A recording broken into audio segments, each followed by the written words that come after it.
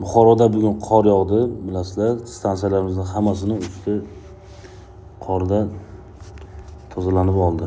Hozir stansiyalarimizni bugun ishlab chiqarayotgan tokini solishtiramiz. Qordan keyin qanaqa? Qordan keyin o'sha oftob ham chiqdi hozir bizda. 10 kilovatlik gibridniy stansiyamiz.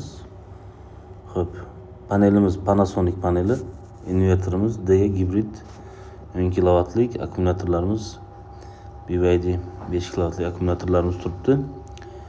Xo'p, hozir 10 kilovatlik panelimiz 10 kilovatdan ortiqroq tok ishlab chiqaryapti, mana ko'rishingiz mumkin. Panelimiz Panasonic, e'tibor berasizlar. Xo'p, endi mana bu Jinko panelimiz. Demak, Jinko panelimiz 10 kilovatligi 836 chiqaryapti. Panasonicda 10 kilovatdan oshiqroq o'ntaligi.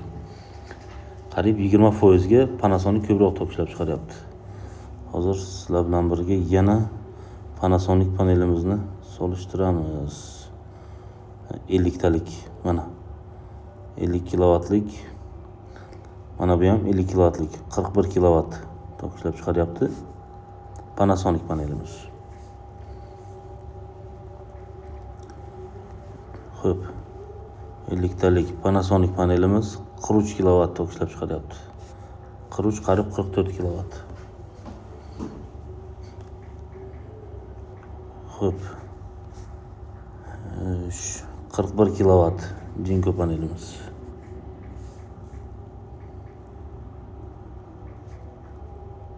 Panasonic panelimiz 44 kilovat 50 taligimiz. Akmal aka, Panasonic 42 kilovat, 44,5 kilovat 50 kilovatligimiz Panasonic panelimiz. 46 kilovat Panasonic panelimiz. Endi Jinkolarni ham ko'rsatish kerak bo'ladigan bo'lsa, xo'p, 50 talik Jinko ko'rsatamiz. 50 talik Jinko 38 kilovat. Yana 50 talik Jinko'miz bor. Ikkinchisi 50 talik Jinko ikkinchisi. Xo'p, 22 kilovat. Endi balkim buncha narsa qilishi nimadirdandir bo'lishi mumkin.